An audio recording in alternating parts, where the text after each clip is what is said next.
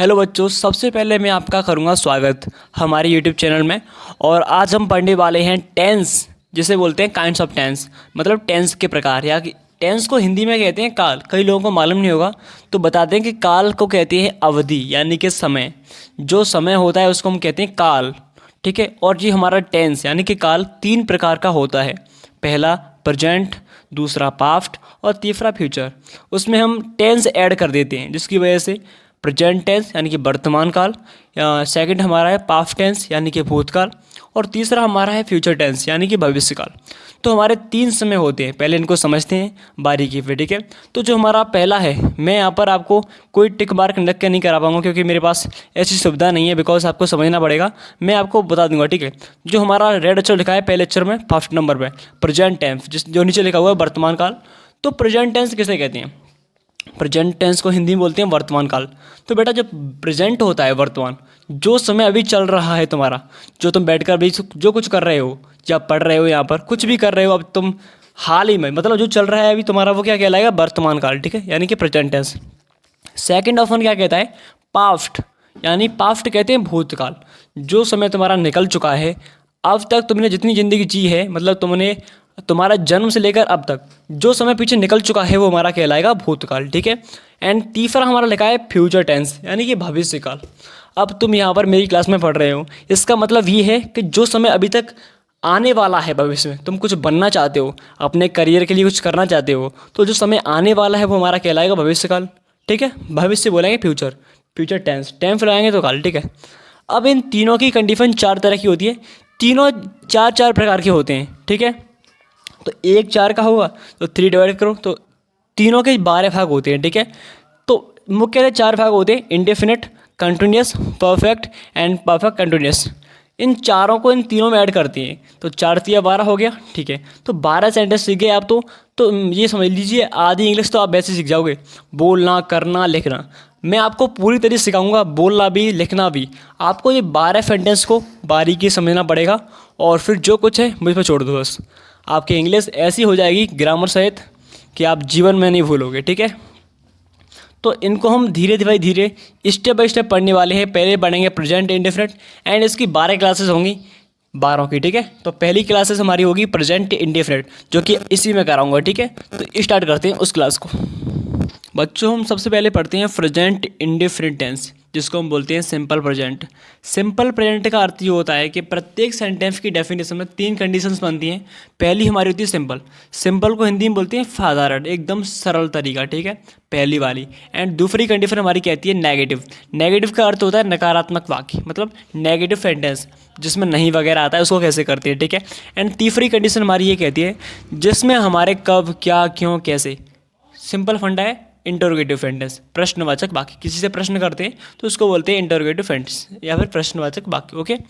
तो सबसे पहले हम रूल जानते हैं और उसकी पहचान पढ़ते हैं। पहचान को बोलते हैं डेफिनेशन, ठीक है। पहचान लिखा हुआ है पहले ब्लैक अक्षरों में, तो उसकी पहले पहचान पढ़ते हैं, डेफिनेशन। सिंपल प्रेजेंट के वाक्यों में काम का होना या करना पाया जाता है।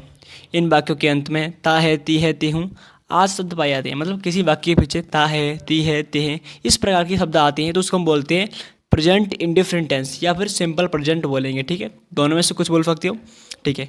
अब इसके रूल भी पढ़ लेते हैं। रूल नंबर फर्स्ट, उसके बाद आपको सेंटेंस भी कराऊंगा, ठीक है। तो सिंगुलर नाउन यानी कि एक वचनकर्ता के साथ अगर हमारा सब्जेक्ट है वो सिंगुलर है, मतलब एक वचन है, ठीक है, तो उसके साथ क्रिया में यानी वर्ब होती है, उसमें एस या यस लगाते हैं। जो हमारी वर्ब होती हैं, आपको मालूम हुआ क्रिया कौन कौन सी होती हैं? खाना, पीना, सोना, उठना, बैठना, दौड़ना, घूमना फिरना, चलना, सोना, मतलब जिसके पीछे ना आए वो हमारी वर्ब होती है, ठीक है। ओके सर, तो उसमें हम एस या एस लगाते हैं। सिंपल प्रेजेंट यानी ता है, ती आता है, और एकदम सिंपल है, करता हमारा एक वचन होगा यानी कि सिंगुलर, तब लगाएंगे, ठीक है। एंड हमारा जो दूसरा नियम है रूल नंबर 2, उसे कैसे करते हैं? प्लूरल नाउन, प्लूरल नाउन यानी बहुवचन संज्ञा, बहुवचन कर्ता के साथ वर्ब क्रिया में कुछ नहीं लगाते हैं। हम अगर हमारा सब्जेक्ट है वो बहुवचन हो, कैसे हो? बहुवचन। जो हमारी वर्ब है वो हमारी बहुवचन यानी प्लूरल हो, तो उसमें क्या करते हैं? हम उसकी वर्ब में कुछ भी नहीं लगाते हैं, ठीक है। तो यहाँ तक क्लियर है? ठीक है सर। अब इसके कुछ एग्जाम्पल देखते हैं, तब आपकी समझ में क्लियरली आ जाएगा, ठीक है। इसके एग्जाम्पल पढ़ते हैं पहले। तो बच्चों, मैं सबसे पहले आपको एक एग्जाम्पल देता हूँ जिससे आप समझ सको। तो यहाँ पर मैंने सबसे पहले लिखा हुआ है फॉर्मूला। आपको दिखाई दे रहा होगा फार्मूला, जिसे हम कहते हैं सूत्र, ठीक है। इस सेंटेंस को करने के लिए सूत्र हमारे फार्मूला है, ठीक है। तो पहले हमारा लगा है सब्जेक्ट, इसमें पहले सब्जेक्ट लिखना है, उसके बाद वर्ब लिखनी है प्लस एस या एस। अगर हमारा जो सब्जेक्ट है करता है वो सिंगुलर है यानी कि एक वचन, तो एस का या एस या एस का प्रयोग करते हैं, ठीक है। और साथ में प्लस ऑब्जेक्ट, उसके बाद हम लगाएंगे कर्म, कर्म बोलते हैं, ठीक है, ऑब्जेक्ट हिंदी में। एंड उसके बाद आती है हमारी ओ वी का मतलब मालूम नहीं मालूम होगा सर, बता रहा हूँ। इसका अर्थ है यहाँ पर ओ वी नहीं होगा, हाँ डब्ल्यू होगा, क्योंकि अदर वर्ड जो भी शब्द बचेगा हमारा अन्य शब्द उसको हम बाद में प्रयोग करते हैं, ठीक है। तो एग्जाम्पल लिखा है मैंने, मैं अपना पार्ट याद करता हूँ, ठीक है। तो हमारा सब्जेक्ट इसमें मैं है, तो पहले लिखा है फॉर्मूला में सब्जेक्ट यानी कर्ता लिखना है आई, ठीक है। उसके बाद मैं हमारा हमेशा प्लूरल होता है, मतलब बहुवचन, ठीक है। तो बहुवचन में क्या करते हैं, तो एस का प्रयोग नहीं करते, लेकिन क्या लेंगे, वर्ब तो लेंगे, वर्ब तो करना है हमारी वर्ब है, लेकिन यहाँ पर याद करना है, तो याद करना का पूरा एक ही अर्थ होता है। तो याद करना की मीनिंग लर्न होती है, ठीक है। तो लर्न लगी है, लेकिन ये बहुवचन है तो इसमें एस या ई एस का प्रयोग नहीं करेंगे, ठीक है। तो लर्न। अब ये बताइए मैं के साथ अपना ही क्या लगाते हैं, माई सर, आपको मालूम होगा। ही के साथ हिज लगाते हैं, एंड वी के साथ क्या लगाते हैं, वी के साथ अवर लगाते हैं, एंड यू के साथ योर लगाते हैं। उसी प्रकार से मैं के साथ अपने क्या लगाते हैं, मैं लगाते हैं, ठीक है। उसके बाद पार्ट लगी है, तो पार्ट की मीनिंग लेसन होती है, तो आई लर्न माई लेसन, और साथ में जो डंडा है उसके लिए फुल स्टॉप लगाते हैं, तो आई लर्न माई लेसन। पहला क्लियर, ठीक है सर। अब बहुत सारे देने वाला हूँ, आगे देखते रहिए, ठीक है, आगे देखते रहिए विस्तार। तो बच्चों अब हम आपके सामने अगले वाले सेंटेंसेस पेश करते हैं एग्जाम्पल के तौर पे।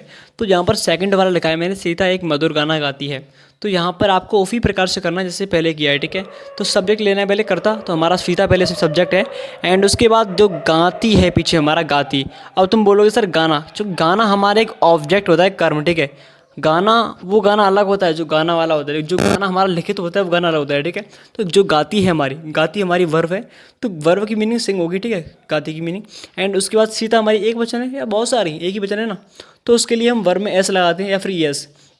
तो हमने इसमें एस लगा चुके हैं, तो सीता सिंग्स। अब क्या गा रही है, एक मधुर गाना, तो एक की ए होती है, एंड मधुर कितने स्वीट, एंड सॉन्ग गाना, तो सीता सिंग्स ए स्वीट सॉन्ग, बाद में फुल स्टॉप, ठीक है। अगर इसमें थोड़ी सी मिस्टेक हुई है, लेकिन जो टाइप राइटिंग है क्या कहते हैं उसमें जो वर्ड्स होते हैं, मैंने कैपिटल कहीं पर कैपिटल है कहीं स्मॉल है, लेकिन आपको ध्यान रखना है जो पहला वाक्य होता है वाक्य का पहला अक्षर कैपिटल बनेगा, उसके बाद सब स्मॉल बनेंगे, ठीक है।